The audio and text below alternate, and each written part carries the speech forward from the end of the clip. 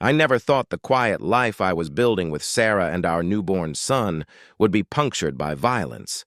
But 3 months of petty harassment that began with a quarter-inch lawn complaint and a mailbox color scolding escalated until a woman named Margaret Karen Henderson pulled a gun and shot my wife while she held our 3-week-old baby. Before you hear the whole story, drop a comment.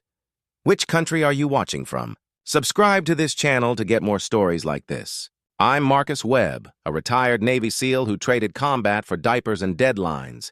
And this is the account of how peace was ripped away, how rage rose like cold flame inside me, and how we chose to hold to something better than revenge.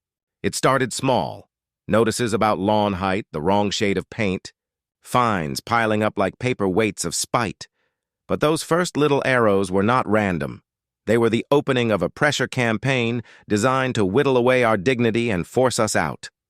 Sarah, 8 months pregnant then, begged me to keep the peace. She wanted quiet, not headlines. I swallowed the old instincts that had kept me alive overseas, and we paid fines, fixed what they complained about, and kept our head down because she deserved safety during pregnancy and because I had promised her I would not be the man who solved personal problems with my hands. For a while, we thought that would be enough. Karen's attacks kept changing shape. Public shaming when Sarah nursed on the porch.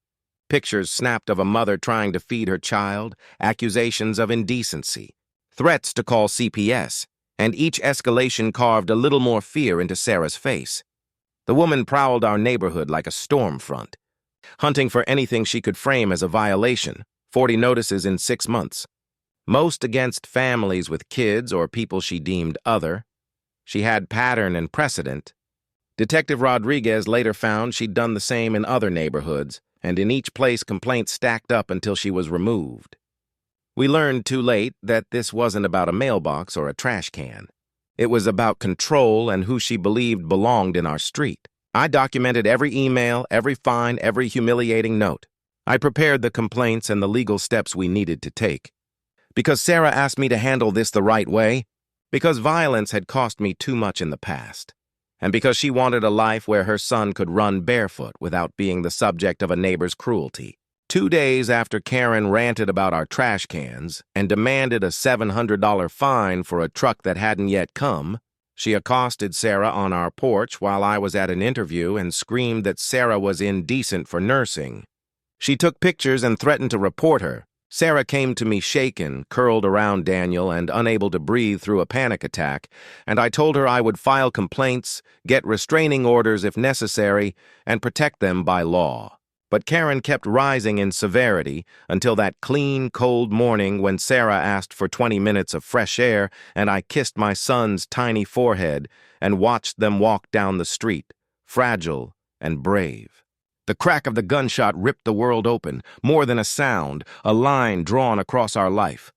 Sarah fell, the stroller overturned, our son screaming, and blood spreading across the blue dress she had worn for a minute of light.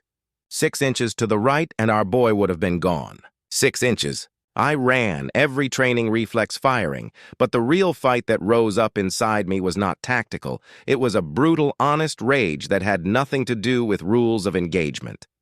I could have crossed the distance in 3 seconds. I knew how to disarm someone, how to neutralize her in 2 moves. I thought of breaking her neck. But Sarah's fingers found mine inside that chaos, and she said in a voice torn and raw, "Marcus, no, not in front of Daniel." That plea did more to hold me than any uniform or medal. I stayed with her, held our son, while paramedics applied pressure and the police swarmed and forced Karen to drop the weapon.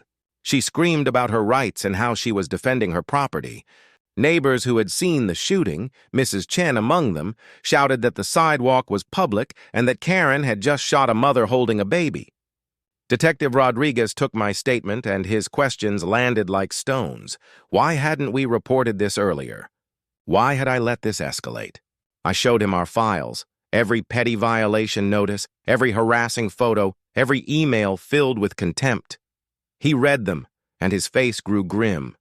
For all my past and all my training, I told him I had made a choice to be someone new, someone who would not bring battlefield answers to a domestic war. He promised to do his job: attempted murder, reckless endangerment, assault with a deadly weapon. He said the DA would add hate crime enhancements. And yet, even as the law took hold, the rage in me did not dissolve. It sharpened, but settled into a dark patience. If not now, later, justice would have a path. The investigation peeled back a pattern. Karen had targeted families with children, interracial couples, immigrants. Neighbors produced emails where she called people undesirable, posted photos with cruel captions, and flagged minor acts of daily life into offenses. Our street, once a golden postcard of suburban calm, turned out to be a small battlefield where she had been waging a private campaign of terror. Sarah spent 3 days in the hospital. The bullet nicked muscle and fractured bone, but missed anything vital. The surgeons stitched, and we were lucky in the rawest sense. A child survives, a mother heals. But lucky did not erase sleepless nights.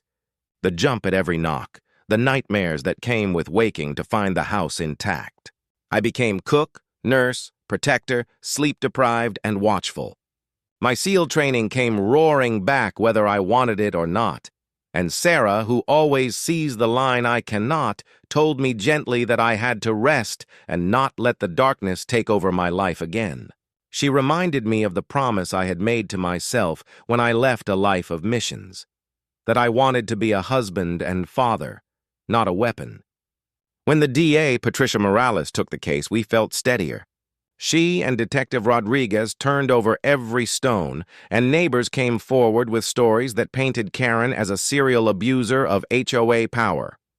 The case went to trial 3 months later, and the media circle grew because the image of a HOA president shooting a mother in front of her baby felt like a horror that belonged to a different century. Inside the courtroom, we were stripped of private grief and forced into a public surgical truth-telling. The defense tried to spin the shooting as fear, as a tragic accident, as a homeowner protecting her property. They suggested, absurdly, that a woman pushing a stroller had been threatening. Morales walked the jury through the months of harassment. The photos Karen had posted with cruel captions, the violation notices, the email threads where she smeared families she thought did not belong. She held up crime scene photos. Sarah bleeding on the sidewalk, the overturned stroller, the hole in the dress 6 inches from Daniel. Sarah, when she took the stand, described her fear with a voice that broke the courtroom quiet. Not fear for herself, terror for her child.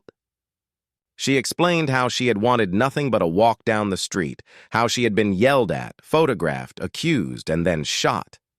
Watching her relive it was like reliving it myself. The old instincts of retribution flared inside me, but I sat with Daniel in my arms and let her tell the truth. Garrison, the defense, tried to poke holes and argue accident, but Morales' evidence and the witnesses who'd watched the months of cruelty made his job harder. Then Karen took the stand and collapsed under cross-examination. Her arrogance bled into crude confession when she admitted she had shot Sarah and said she would do it again because they do not belong, words that exposed motive and hatred and gave the jury the key they needed. Closing arguments were not just legal summations. Morales held up Sarah's blood-stained dress and a picture of Daniel and made a final devastating moral point. This was not property defense. This was a deliberate attack on people she decided were unwelcome. When the jury returned after deliberation, they read the verdicts, guilty on multiple counts, including attempted murder and child endangerment. And the relief that poured out of Sarah was more than victory. It was reclamation of safety and identity. The judge later sentenced Karen to decades in prison, and the gavel felt like a final punctuation on what she'd tried to rewrite in our lives. After the trial, life did not snap back to the way it had been. Trauma does not unmake itself overnight. Sarah's arm still twinged, and the nights still held the occasional phantom of a gunshot. But we rebuilt in small, stubborn ways. A soft song at bedtime, Daniel's tiny hand in mine, neighbors planting flowers together where before they'd been afraid to speak.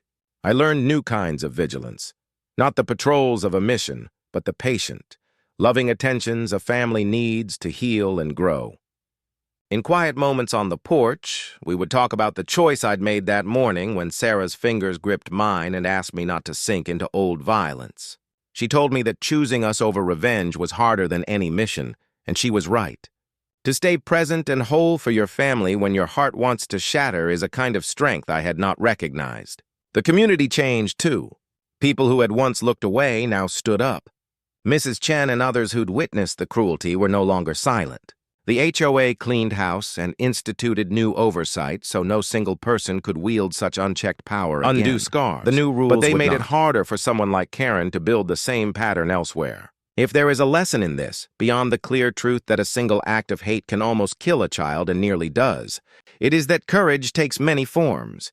It is the DA who refuses to be intimidated, the neighbor who tells the truth, the mother who testifies about raw fear, and the man who chooses to hold his family rather than become the instrument of vengeance he once was trained to be. Our lives continue with new edges and some new wariness, but with a deeper tenderness, too.